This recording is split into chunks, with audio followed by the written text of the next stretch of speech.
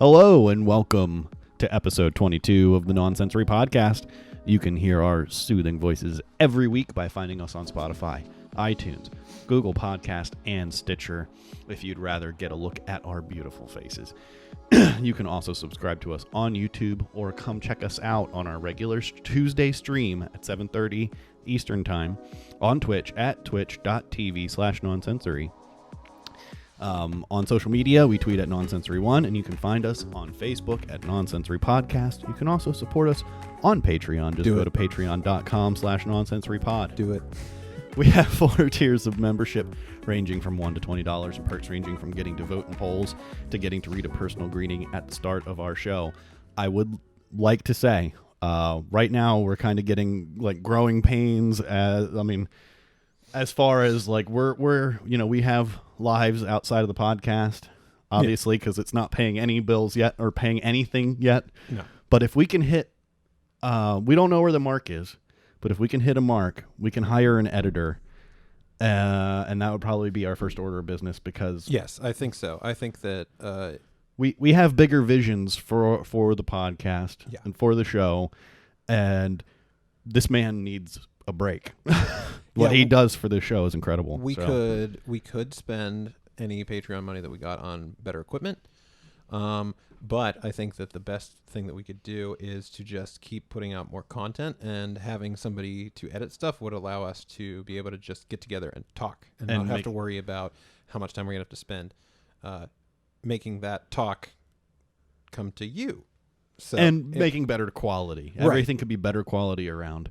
So please consider $1 a month, 25 cents a week. Sometimes we release so many episodes in a week that would be less than a quarter an episode. Oh yeah, for sure. I think what we're providing, if you get any sort of enjoyment out of it, it's worth $1. I think it's worth 25 cents a week.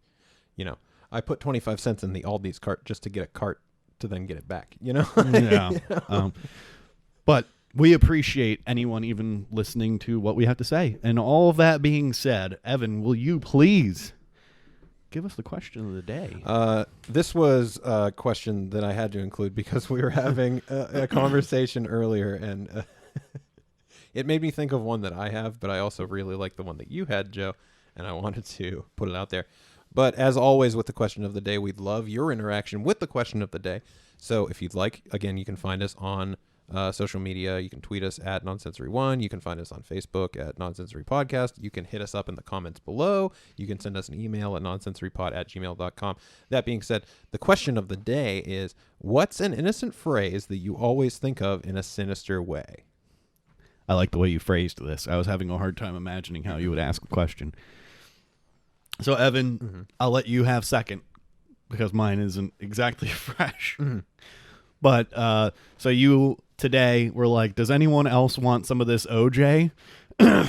And just hearing you say it again just cracks me up. So I pulled a knife out of the knife rack and was like, does anyone want some of this OJ? Yeah, it's so good. I was like, who am I? Am I his wife? Am I the other man? Like, I don't know. I'd probably be, what's the name of the guy that lives in the pool house? The other guy.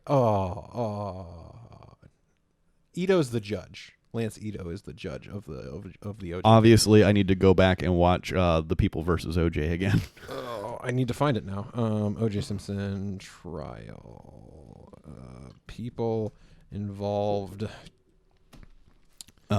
Key players in this murder trial. Let's see, this is going to take forever.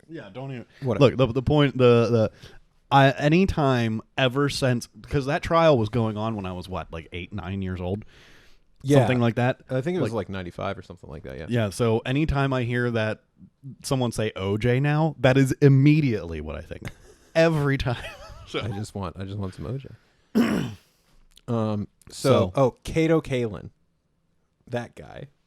Like the surfer dude who's just like, I was just hanging out, man. I didn't know what was going on.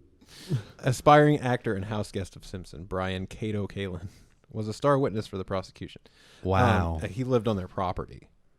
So that's how he was involved, I guess. That guy did that. That guy, you think it was him? I mean, it could have been. Look at him. He kind of looks like, I don't know. He looks like He looks like he like had one too many meth pipes that night. He looks like Brad Pitt and what's his name? The guy that played the original Batman, not Adam West, in the Burton movie. Michael Keaton. Yeah, he looks a little Michael Keaton-y. It looks like whenever that happened, he had one too many meth pipes. He was like on the stand. He's like, I don't know how I'm going to take the stand. And his lawyer was like, smoke this meth. It'll calm you down, I swear. That's what meth does, right? So mine, this goes back to, oh no, I don't want to, this feels like I'm like talking about myself when I bring this up, but I was in a band with some friends and we like were recording songs and stuff and writing music and stuff like that. And we were like, all right, well, maybe we'll put an EP together. And we were sitting around drinking one day and we were like, what would be a good name for our album? And so I forget who put it out, but we came up with the idea of waterboarding at Guantanamo Bay. Oh boy. As sounding really fun. Like it sounds like you should be like being pulled behind a boat waterboarding at some like super nice resort or something like that. But it's actually like torturing people at a like a torture camp. I really think like wow. We made the oh, I wish I could find it. I photoshopped the cover and everything, and it was literally just like that old like the what are they called? A postcard font. Yeah. And it just said like waterboarding at Guantanamo Bay, and there's like a girl getting pulled behind a boat and stuff. But it was like Guantanamo Bay was in the background. And it was, I don't know, it was always like this. Guantanamo Bay sounds like a cool place to go vacation. I'll admit that maybe I thought that when I was little. No, that, wow. That's super dark. It is super dark, isn't it? Like, I mean, I guess so is mine. I mean, it's really messed up. Anybody wants some OJ? Like, you. But no, okay. That is actually an awesome band name if you are punk or like ska. That is like a perfect ska band. Yeah, it name. felt like it should have been like a punk or some sort of ska album or something like that. Because it's just like so much like anti.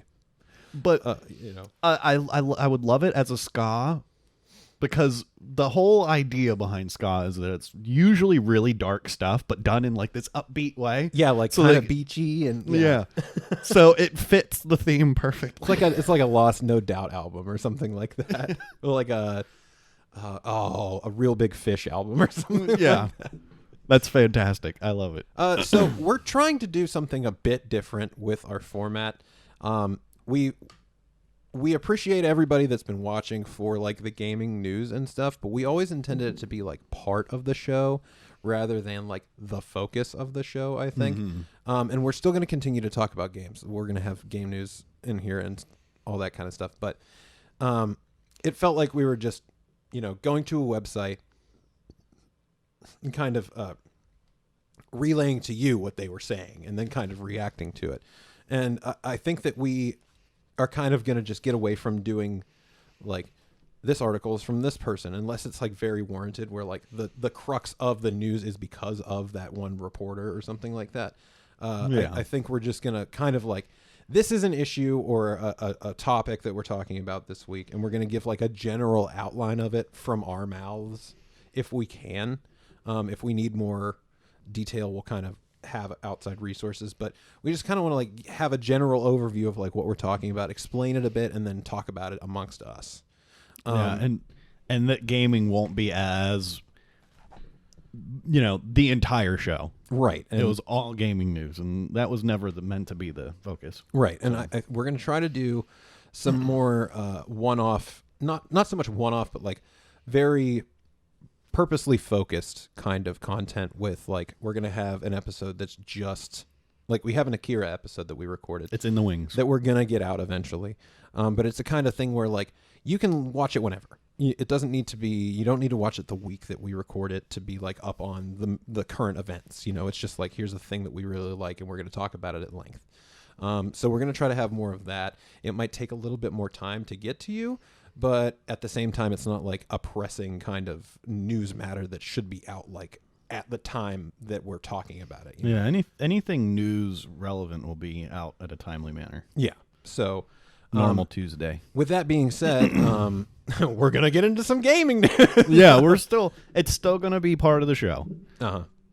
So I guess this one I feel like you should cover this one.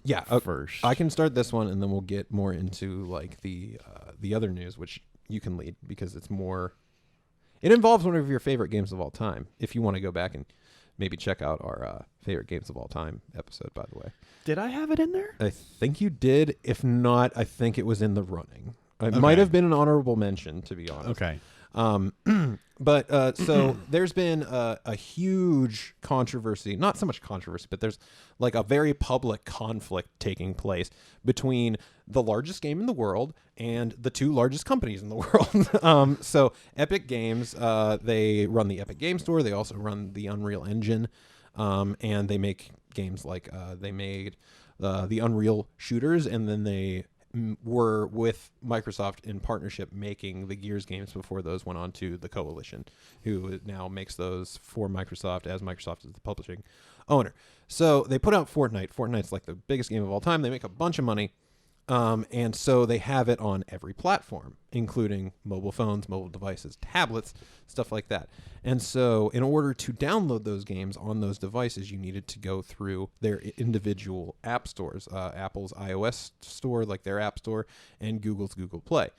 And so Fortnite, and Epic with Fortnite, lowered the price of V-Bucks, which is the virtual currency that they have in their games, and they introduced a direct payment method that you could pay directly to Epic, rather than going through the traditional App Store and Google Play payment methods that Apple and Google have you use if you're on their platform.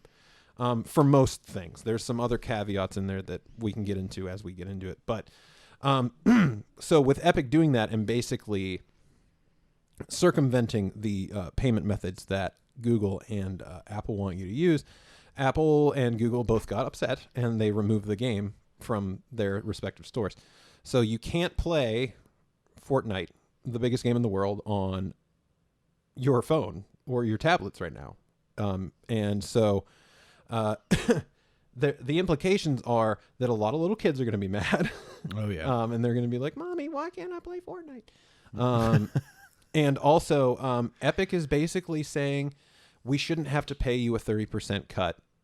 And other developers shouldn't have to pay you a 30% cut either. And this is kind of this kind of goes in line with what Epic did with the Epic Game Store versus Steam, where they said, the percentage that you platform holders want is too great. We should be paying less. And so now Epic is basically suing Apple and Google because they were removed from the App Store. And that whole legal situation is going to play out. But basically the way that it works is any game or service that you use on iOS or Google Play, you have to pay this 30% fee if you deliver a virtual item. So something like in games like V-Bucks and stuff like that aren't tangible things that you can own outside of the game. They charge you a 30% fee. But Apple and Google don't charge you for things like, I think it's like some of the music stores, right, and Amazon and stuff where you can direct pay to Amazon for things that exist outside of the game. So, they don't charge Amazon a 30% fee to ship you a blanket, or something like that. But with something like Fortnite, where you're buying, or really like, Clash of Clans or something, where you're paying for a thing that doesn't actually exist but has value, they'll basically charge you that 30% fee.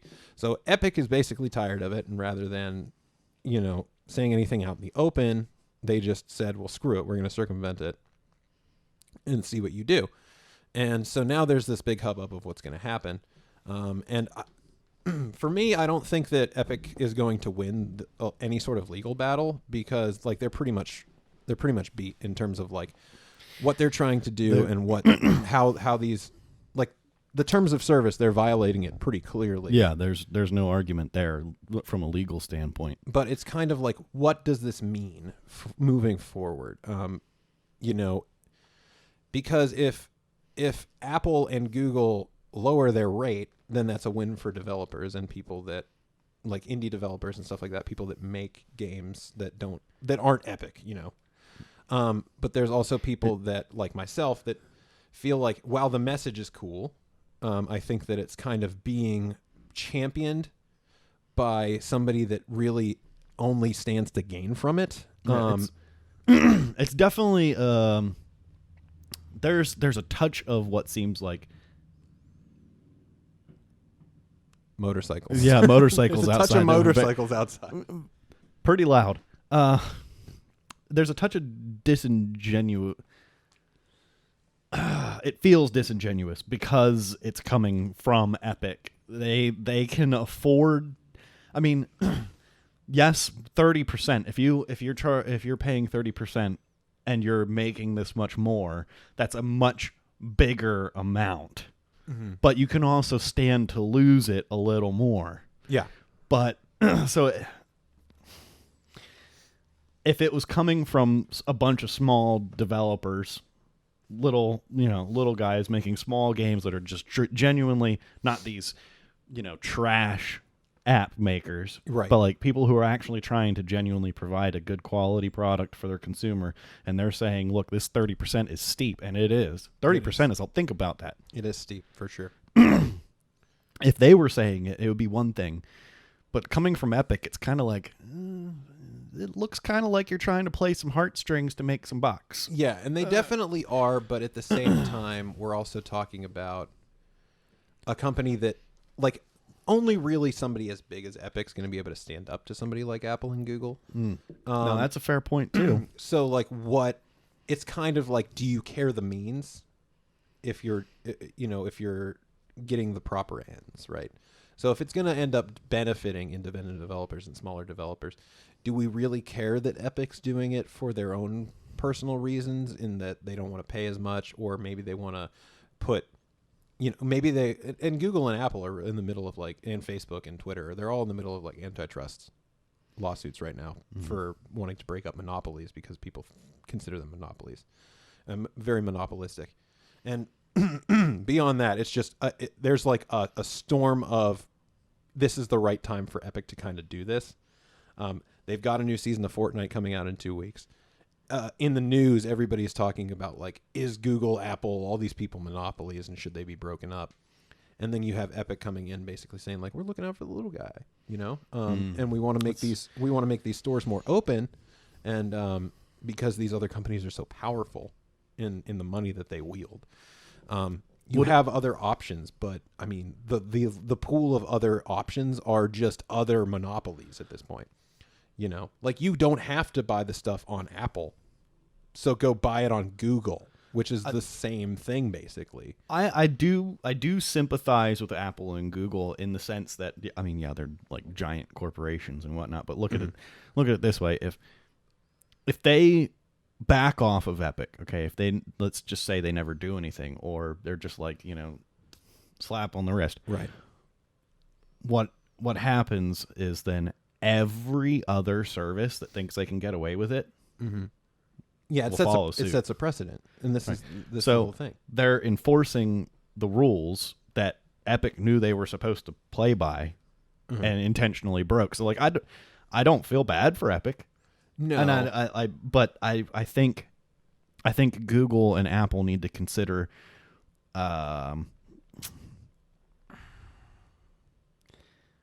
like, variable tax rates or something, where. Well, there's definitely something to be gained for Epic, so it's not all altruistic, kind of like doing it for the small guy.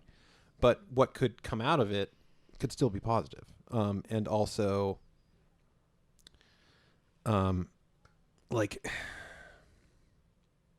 Shoot, I kind of lost track of what I was trying to say. Well, would you mind if we jumped into a little bit of what we were talking about before? Yeah, go ahead. Oh, but before we do that, what does this mean for people who already own the game?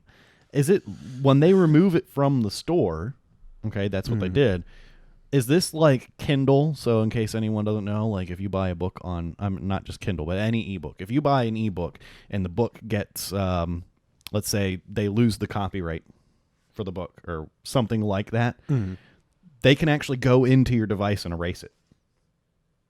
Yeah, I don't. So- From what I've read, I am not really sure if Yeah. they've just retroactively removed the game from your phone, Yeah. so nobody can play it, or if it's just blocking additional new downloads.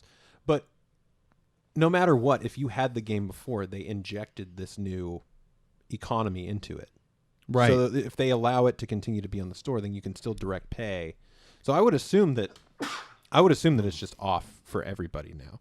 Yeah, it has to be like that where they, I mean, if you listener viewer know something about this, if you have an Apple device and you happen to know what's going on, please let us know, because that's interesting. If you're a Fortnite player, or if you're a parent of somebody that plays Fortnite and maybe they've come to you and talked to you about this or something, what do you feel about this? Because it is a big thing for parents too, because this is like a thing that lots of kids play, and then they're like, my favorite game's gone, and they're like, So I mean, just, can you play it right now? Yeah. If you have an iPhone, can you play it right now? Let us know. But what I was saying was, as we were discussing earlier, Tencent is part owner of Epic. Yeah. Or heavily invested in, however that's relationship there is. And Tencent, I know it's been talked about all over the place, but Tencent is a company in China. And China being a country that is socialist, communist. I think they're communists. Yeah, there is a difference. I think it's small, but however, there is a difference. But that means that the any company is basically owned by China. That's how that works. And so basically, anytime you spend money with Epic or Fortnite with China or Tencent, then that's money that's going into the Chinese government's pocket. I don't know if it's necessarily going directly into the Chinese government's pocket, but it is a company that has money that is also being directed by the Chinese government.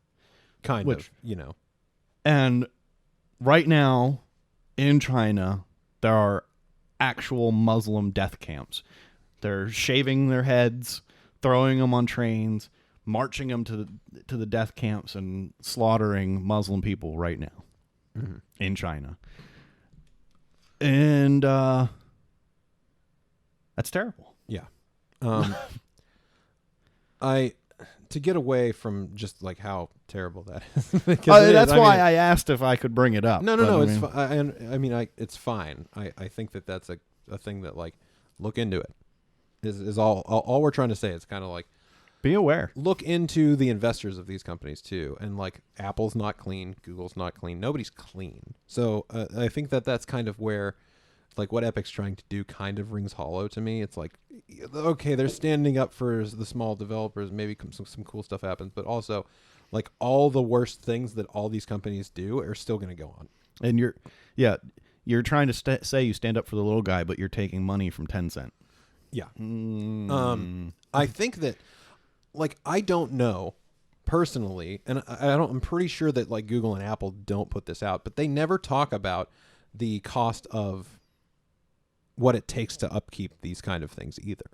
Like the App Store and Google Play, as more people have these devices, your need to service all these things goes up and up and up and up. Yeah. So, like, I really don't know how much of the 30% cut actually goes towards the upkeep of the service and stuff like that. So, like, 30% seems unreasonable, but I'm not sure. I don't know for sure. I did read an article. It was a few weeks back now. It might even be over a month ago. But I read an article about what it actually takes to upkeep servers.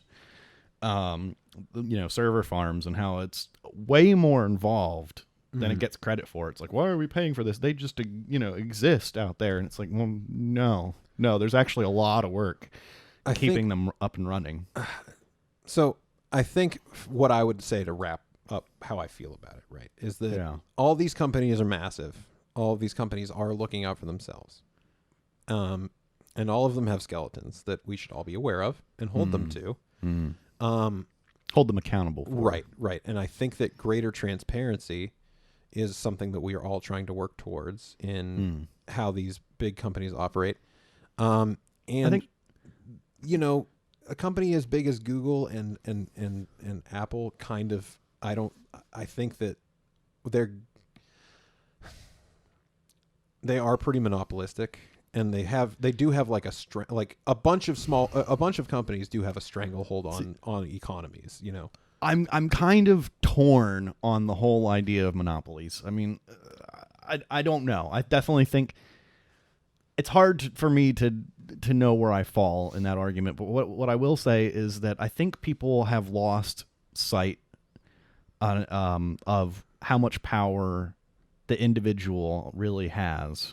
Mm-hmm. Because certainly there are a lot of times where people will scream boycott, but it doesn't happen. You know, nobody screams louder than those Fortnite kids. So in 2 weeks, when new Fortnite comes out, we're going to see exactly how loud these kids can be. No, here's what I mean is if you know some like shady stuff is happening with certain companies, don't spend money with them. Yeah, if you can. That's kind of the thing about the monopolies, though, is like it's so hard to get away from spending money. I know that's why I'm torn on it, because yeah, it's definitely true that it can be really hard. I mean, like, I'm sure Amazon does lots of gross stuff, but man, it's so easy to shop on Amazon. and they have their tentacles in so many things that sometimes it's hard to. You think that you're taking part in a product that's completely divorced from that doesn't really outwardly show like, hey, we're associated with Amazon. I think there needs to be more clear. I think the naming and ownership of companies and where monies actually go once spent should be more clear. Yeah, there should be more transparency. Point, for sure. I agree with that entirely. Because the idea that there can sometimes be dozens of company names, like this company's owned by this company, by this company, by this company, where all those companies in between are actually nothing. They don't do anything. Mm-hmm. It's just to hide the fact that you're actually paying this guy over here. Right. I've kind of gone through that. I looked into like Japanese companies because they always have like there's like holding companies basically that own so many different things across so many industries, and you're just like, it's so weird to follow like the little meandering rivers back to the main source of water. You know, it's all designed to keep the water murky. Yes. Yeah, we can move on, but I'm just like, that I think is one of the things that we should push for.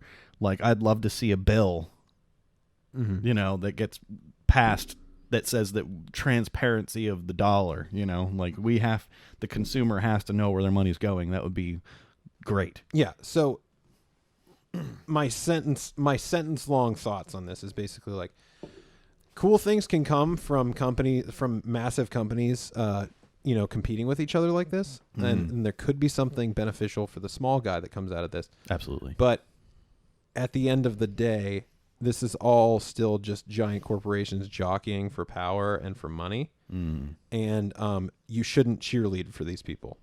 They don't need you to cheerlead for Apple. Apple doesn't need you to cheerlead for Apple. Google doesn't need you to cheerlead for Google. Epic doesn't need you to cheerlead for Google or for Epic. Epic's a $17 billion company. They're not the little guy. Yeah, they might have ripple effects that help the little guy, which would be cool. And I think that taking a little bit of power away from these massive corporations is good. But don't let it soak you up into like this moralistic kind of thing, because at the end of the day, it is really driven by the dollar. So, I don't know. I really like that. That was fun. Yeah, that was good. That was a long one. You know, it was kind of like what we were talking about though. Is we're going to kind of spitball, give a little summary, kind of talk about it. So that was games, but we went way deeper than games. Right, and that's fine. I enjoy those kind of conversations, and I hope that you guys do too. So if you do, leave us some feedback. Yeah. Comments, Twitter, Facebook, email, whatever you want to do. Just if you even just want to call us morons because we have no clue what we're talking about, have at it. Yeah, and tell all your friends. I am not like the bastion of having all the information or all the facts. No. And I am totally open to being educated. So if there's something that we've completely looked over that's like blatantly like, come on, guys, let us know. It's fine. We're fine with, you know, adapting and changing and stuff like that. Okay. So that being said, I'm gonna have. I think this one's gonna be a lot of fun. I think. Yeah. Let's get into something exciting. So Halo. Okay, so Halo. We're not getting into any article here. I just Halo was recently announced that they're delaying it until 2021. Yeah, and it's a huge. It was to be a huge launch title for the Xbox Series X. So that got us asking some questions. Okay, so is Halo Microsoft's crutch? In terms of what? So When you say crutch, what do you mean? I know what you mean, but I want you to lay it out for the okay. So I'll just go when I think about Xbox, like there are few and far between titles that I can think of as being like system driving games, and really it all comes back to Halo. It seems like Microsoft really leans on Halo to justify the existence of Xbox. Yeah, it's definitely been one of their. I mean, it's been their main exclusive since the original Xbox. Yeah, it made the original Xbox, and Halo it helped continue the original Xbox with Halo 2. I mean, Halo 2 was massive, and then it was a mastiff. It was like the biggest dog I've ever seen. And then they didn't launch the 360 with Halo. Halo 3 came out, I believe, a year or two afterwards. Or Halo 3 came out a year or two afterwards, I believe, like 2007, 2008. But and they used Call of Duty COD 2 as their kind of launch shooter filler kind of thing, and that was also a mastiff of a game. But basically, like, you think of Xbox, you think of Halo. And at this point, I don't know if they know what they want to do with Halo. And I also don't know if the fans know what they want from Halo either. Because to me, it seemed like people were hoping to either have some sort of massive reinvention that takes Halo to the next level, whatever the hell that means, or they wanted to go back to what Halo was. And it seemed to me that Halo Infinite was kind of reaching a middle ground in that sense, to where it seemed like it played a lot like the old Halos. It had the aesthetic kind of the old Halos, but it was taking place in a like a more open world, modern kind of design concept. And the reaction to it was very poor. And I don't know if, there's no way of knowing if this delay was because of that reaction. I think it's probably at least part of the it factors into it at least a little bit. But they were going free to play multiplayer, 120 FPS, like all this stuff that they had going for it, and then they showed it off, and now they're delaying it into 2021, and that was a big thing for the Series X launch. And so does this hurt? 100% it hurts, especially if you were going to be offering free to play Halo. So is Halo a crutch? I think you have to say that it is. If the prospects of you buying a Series X are tied to Halo in some way. I think everyone's. Not everyone, but I think a good chunk. Yeah, and I'm just thinking of like what else there is that they showed as part of their launch lineup that even stands up to that as the thing that would be a system seller. You know what I'm saying? They released plenty of Forza. They showed Forza. Well, you can play Gears 5. Beautiful. You can play Gears 5. That's an old game that'll look better. I just don't. So, and that right there, you named basically, in my opinion, with maybe like Oddworld, which is on PS5 now. Now, yeah. But like if we go back through the history, okay, Crimson Skies. You remember that game? Would you put that in that ranking amongst those other titles? You got Gears. No. Okay, hold on. Gears, Halo, Forza, Oddworld. I think Dead or Alive back in the day was an Xbox thing. I'll give. Other than that, though, Fable. Fable's there. I think that's the extent of like when I think of Xbox, those are the series that I think of. Okay, now let's just have an experiment here. We'll even just leave Nintendo out of it because, like, I think you could go for days. Oh, everything that Nintendo offers is kind of like, You're getting it. yeah. You're going to get a Metroid. You're going to get a Zelda. You're going to get a Kirby. You're going to get... And it just goes on. And it doesn't, like we talked about earlier, it doesn't matter if you don't get one of those at launch because you know that something in the realm of, like, those big properties is coming. Yeah. You know, Yep. past launch. You know that they're working on those things. You know that they want to deliver those staple Like, franchises. Literally, the Switch started with Breath of the Wild, and it just... Everyone knew, hey, Breath of the Wild and Mario Odyssey. yeah. And then the port of Mario Kart. And they knew, like, you knew once you got it that they were going to deliver down the line, and they have. Sure. I mean, it did take them a while, but they started delivering. I think that, like, just looking at it, I think that Sony's done a better job at cultivating new IP. So that's what I wanted to move to. I said we would leave Nintendo alone. So PS or just PlayStation in general. Let's start going through the list. Resistance, Yeah. Fall of Man, and the 3 other games that came from it. Killzone, God of War, Infamous, Last of Us, Uncharted, Little Big Planet. Yeah. No, I'd put it on there. I don't know if it's a system mover. I don't know.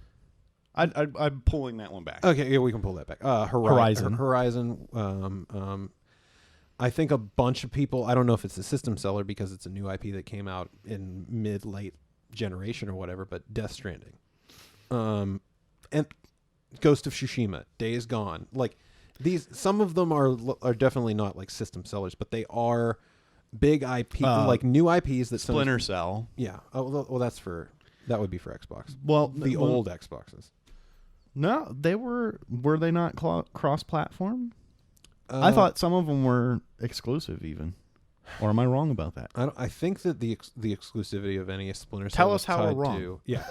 If we're wrong, just let us know. But regardless, we went through, I mean, we had 3 titles versus like probably close to 10 Yeah. for Sony. And that was not even trying. We could definitely Yeah. start pulling some down, I'm sure. Yeah, so just Crash. Just look at what we have with this upcoming launch. We're going to have Ratchet, which we didn't talk about. Ratchet and Clank, Spider-Man Miles Morales, Horizon Forbidden West, which isn't going to be a launch title, but it's supposed to come out in 2021. You know, you've got like 3 big franchises, and then there's like there was loads more. Then there's a huge pool of other stuff that you know is coming down the pipe, and you have faith. Bloodborne. The Soulsborne. Yeah, the Demon Souls remake. You know, you know that there's stuff in the pipeline that's coming from Sony, and you have faith in them to make new IP. Absolutely. Yeah. And what we've got from Microsoft is them showing that they don't really know what they want to do with Halo, and it's one of 3 franchises that they have that you know that you can depend on. You don't know if they're going to be able to make new IP that's going to stick around and be a huge hit. That they can deliver consistently.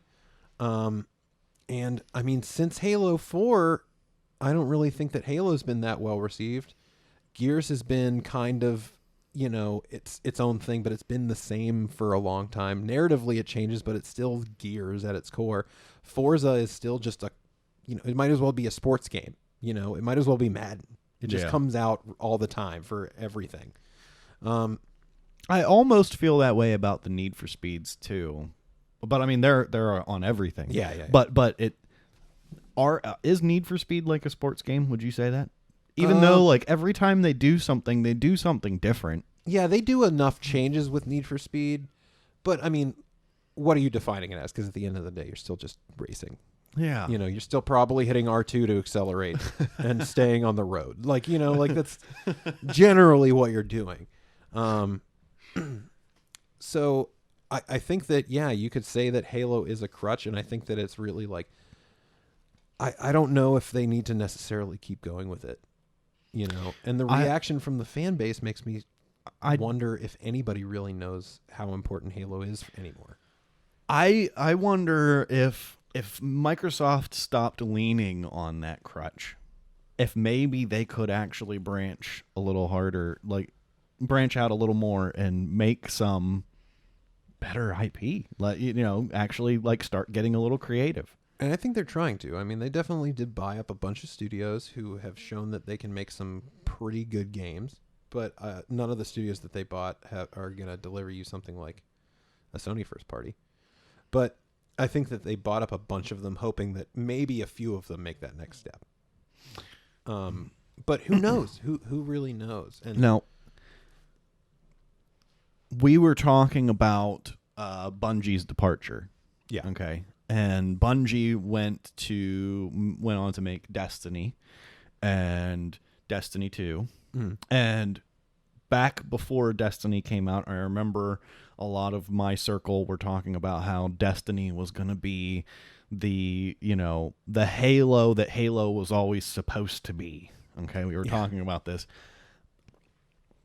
And I wonder, like, I feel like for a lot of people, like, Destiny hurt for a while. I wonder if that's because it didn't deliver. I think it didn't deliver the story that Halo did. I think the story wasn't where. And you can speak to this more than I can because I'm not a Destiny person. But I mean, I've played them both, but mm-hmm. like I haven't gotten all the DLC, and I didn't dedicate hundreds of hours. I mean, I played them. Yeah. Destiny's been a success. Financially, sales-wise, people playing it wise, it's been a success. But I think it doesn't have the same weight as something like Halo. I agree. And we were talking about it, and I really like if you slapped a Halo skin over Destiny, I think it's a smash success. Yeah. And I think that maybe they're trying to it feels like the natural evolution of something like Halo, where they could have, like I was saying, they could have either taken it to like this live service model, like something like Division, or something like Destiny, or they could have taken it back to being like more linear single player, like traditional Halo, like Halo 1, Halo 2, and stuff like that. And I personally am fine with either direction, but I just don't know what fans want, and I don't think that fans know what they want. I think that's a problem in the gaming community in general, and I mean, and beyond that, just humanly speaking, but definitely in game fandom, I think a lot of times the consumer doesn't know what they really want. Mm-hmm. I'm just trying to think of like a franchise that there was a lot of entries in that, I mean, other than Nintendo franchises. Yeah. Because they continuously go back to the well of old franchises, but they change things just enough to make them feel new. Or they completely change stuff. And Sony did stuff like that too with God of War. What's really interesting is that you're going to have to finish what you were saying, but you make me think, like, how is it that Nintendo is constantly successful in that regard, that they can just, it never seems to have a bad impact. I remember for a little while, Wind Waker was really ridiculed for the art direction that it went, but then everyone ended up actually giving it a shot and falling in love because it's brilliant. Yeah. And like Nintendo consistently does this.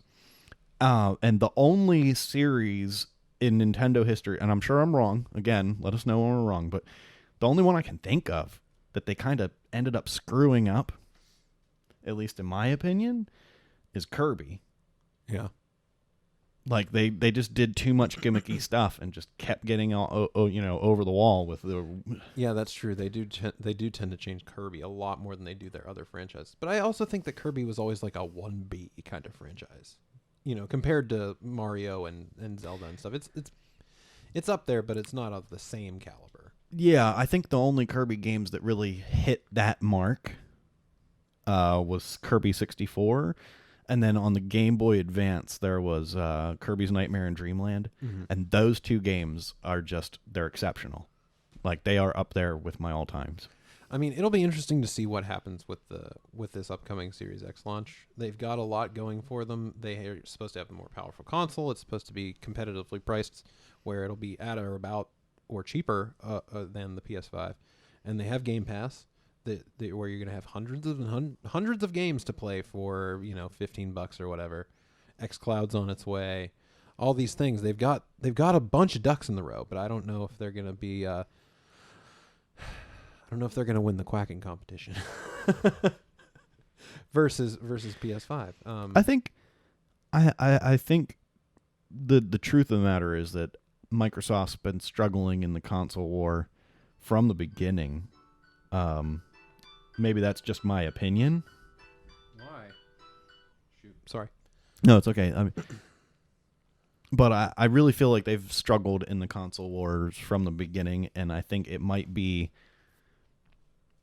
I mean, they're definitely starting from behind, because wasn't it was it the PS2 when the Xbox came out? Yes. Yeah. So that was that generation. Nintendo, I mean, for goodness sakes, Nintendo already had, just counting American consoles and just home consoles, you had the Nintendo, the Super Nintendo, the N64, the GameCube. By that time. Yeah. And they had numerous other consoles aside from that, and have literally been in the fight since '87. Just like me. So, and then Sony was actually working with Nintendo to start making a console back in the Super Nintendo days. Mm-hmm. Okay, and they had their falling out, and then we had the PlayStation. And so even though you can say, oh, well, they were only one console ahead, they were actually kind of already there. Mm-hmm. And I'm pretty sure they were actually making video games before that point. Microsoft? No, Sony. Oh, Sony. I think so. I don't know about that. I'm not entirely sure. I'm not either. I might be getting out over my skis a little bit. But my skis. But Sony at least had a lead. I think you give Xbox, if they can keep doing the things they're doing and not lean on Halo and start branching out, like you said, they are doing that. Mm-hmm. Maybe we see a more robust, ecosystem going into the future. I think they showed that they can do it whenever they put the 360 out. The 360 had a bunch of great games. It was super popular. It outsold the PS3 for a long time. It had, Xbox Live. They just took Xbox Live and ran with it. They offered a bunch of stuff, and it was the dominant console that generation. So they've shown that they can do it, especially in competition with two other massive companies like Nintendo and Sony. It's just, will they find their way back there? And a lot of people are projecting that the PS5 is going to be Sony's fourth 100 million unit selling console, which is insane. Insane. PS1, PS2, PS4 all have sold over 100 million consoles, which is nuts. It's amazing to me that the PS3 didn't hit that list. It was so close. It was in the 90s. They almost all of their consoles have sold 100 million. It's a kind of amazing as a company if you can make a console and the the definition of failure is 90 million. Yeah. Well, yeah. Eventually, they ended up selling more than the 360 at the end of the life cycle, but for the longest time, they were just so behind the curve. That is just bonkers, man. And I think that Microsoft is really putting themselves in the best position to get off to a good start with the price, the power, the services they're providing. That's a lot to offer, especially to people that are, maybe just trying to get into console gaming or stuff like that. If you're offering them all this stuff, it's super appealing. It certainly helps to have, the price point. Mm-hmm. And Game Pass being able to deliver on titles. Yeah. But if you still feel like you're missing out on current gen. Right. Yeah, if there's still some brand new hot to trot titles that are coming out on PS5 that you can't get on Series X. That's what Sony's had for this whole generation and will probably continue to have. And it's crazy to me how much that Microsoft is doing well that still might not matter compared to exclusive. And it kind of shows you the importance of those things. Yeah. No matter how much people rail against that kind of stuff. That is why Nintendo is still a dog in the fight. Yep. That is the only reason. Yep. Yep. So I don't know. Titles matter. What do you guys think? Do you think Halo's a crutch for Microsoft? How important do you think Halo is for Microsoft to be successful this generation or moving into the future? Do you think that they need to continue on with the series? Do you think maybe it's time to retire it and focus on some new stuff? Let us know your opinions. Hit us up on email. Hit us up on Facebook, on Twitter, or in the comments right below. Our email is nonsensorypod@gmail.com. Yes. Shoot us an email. Joe, do you want to get into this RE4 remake news? Oh, are we already? Are you gonna jump that? Yeah, let's jump to it. Okay. Oh. You know what? Yeah. That being said, we're talking about next gen consoles. This is more of like a PSA from Evan. Yeah. Because I'm experiencing this myself in just being like somebody that wants to go through news and video game news, and our channel is a lot of video game news. Absolutely. And so I follow this stuff fairly frequently, and I'm looking into stuff every day to see about what's going on with the new consoles, what's going on with the new games that are coming out, and the change in like what was confirmed as what's going to happen with these consoles a year ago versus what we actually know of them now is so massive that should just be enough to tell you that like leakers and rumors and stuff like that, don't pay attention to them.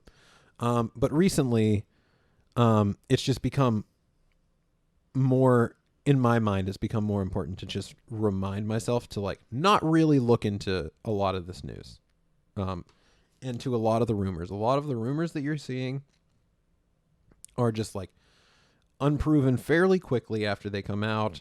They're unsubstantiated. It's like according to people that I know, people that can't speak on stuff. And a lot of it's from like Twitter users and stuff, and like people on like forums and stuff. And these aren't professionals. These aren't people that actually have a professional obligation to give you the sourced truth or stuff, and to like corroborate their findings. And a lot of this has been like, you could, on YouTube, it is very important to make content that is current, that takes advantage of all of these leaks and rumors and stuff like that. But so much of it has been disproven. So much of it comes out as false that why do we still pay attention to it is kind of what I'm getting at. Like, why does this happen every single console generation, where there's rumors and leaks and everybody reports on them. Everybody's trying to get the clicks so that they can come up in the algorithm. Oh, what? Did you hear this Sony rumor? And then you go on Google and you type it. I stuck my toe in the outlet. But basically what I'm saying is most of this is just trying to get your views. Mm-hmm. Absolutely, yeah. To enrich, for people to like enrich themselves and their channels and stuff like that, and their Twitter accounts and their clout, basically. I'm gonna step in it for a minute. I'm gonna step right in it. In the ring or like in the litter box? No, the one area where I disagree with you is that I don't think this is for clicks necessarily, because the rumor mill problem has literally been there from the beginning of gaming. Oh yeah, no, this gaming outlets are not innocent from this either. But we read about it earlier. We reported on some account of the aesthetic gamer, who is also known as. Well, I even remember. Yeah, I can't remember what his other username is, but the thing is, when we read about the aesthetic gamer, the articles that we had read, and Golem, yeah, the articles that we had read. Okay, I looked at multiple. They were like, "Oh, he's been right before," right? And so it kind of makes you, when someone's shown themselves to be credible, it's hard not to, and then they make news. There's a bunch of people who are reporting on what they're saying. It does make you, willing to step out on the branch. No, that's for sure. Yeah. And I don't think that people would have trusted this dude if he hadn't been right about a series of things before. Right. Aesthetic gamer Dust Golem, he basically came out and was exposed as, making up a rumor saying that the PS5 was having trouble running this Resident Evil 3 or the Resident Evil 8 demo and wasn't going to actually hit like true 4K and all this stuff. And then it basically came out like he just made that up to help, Xbox, basically. That he felt that Xbox needed more more of a dog in the fight. And so he's kind of trying. They do. And they do. But, like if you're buying into this kind of stuff, I just think you need to be wary of misinformation and kind of like, if you hear a story, don't just hear it and then disregard the source. I think you need to make sure that in the weeks after these claims are made that they're not disproven and stuff like that. And so really my PSA is like, I hate pre-order culture. I hate the FOMO culture where like, oh no, if I don't pre-order this console, then it's going to be sold out. Scalpers are going to get it, and I'm not going to be able to play it. It leads people to make rash decisions based on information that's not necessarily true. And you're talking about like huge purchases here. Like, this is a lot of money. Like $600 for a thing to play video games is like, maybe it's not that much to some people, but it's basically a trivial purchase. I think it's a lot to a lot of people. And well, there's some people that'll be like, you can get a job, it's just $600, or whatever. But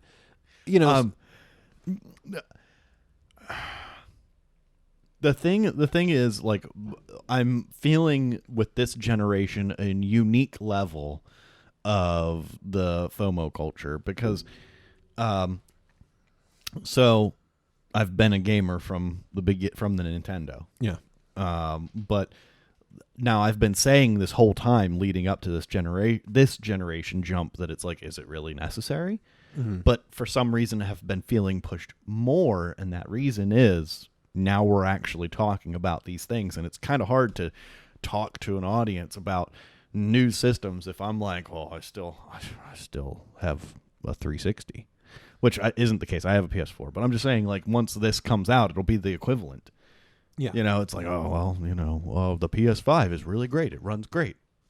Maybe. Well, I think that speaks to like why we're trying to get away from being so news current, because I think that there's nothing wrong with it's okay. There's nothing wrong with wanting to like embrace your backlog and talk about like games that maybe are a couple years old that are still great and stuff like that. And when you get caught up in the news cycle, then it only becomes, like you were saying earlier, it feels like you have to, if you're going to play games, that you need to play the new thing and stuff like that. And I don't think that that's super valuable. I think that it's helpful in terms of like if people want to make purchasing decisions and then they turn to people that they trust and then they go, okay, well, this guy said this and this guy said that and this is how I feel about it.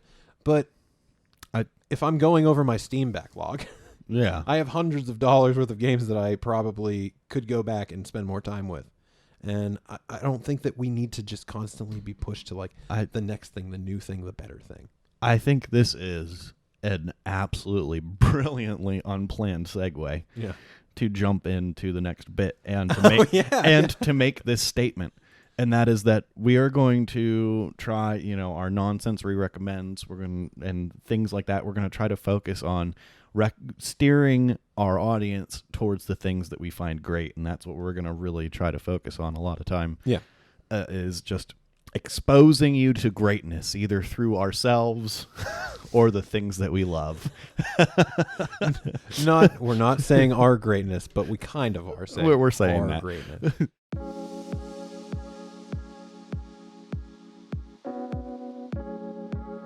Thanks for listening to another Nonsensory clip. You can check us out in audio form by finding us on Spotify, iTunes, Google Podcasts, and Stitcher. If you'd rather see the motion of our ocean, subscribe to us on YouTube or come check out our regular Tuesday stream on Twitch at twitch.tv/nonsensory. On social media, we tweet at Nonsensory1, and you can find us on Facebook at Nonsensory Podcast. You can also support us on Patreon. Just go to patreon.com/nonsensorypod.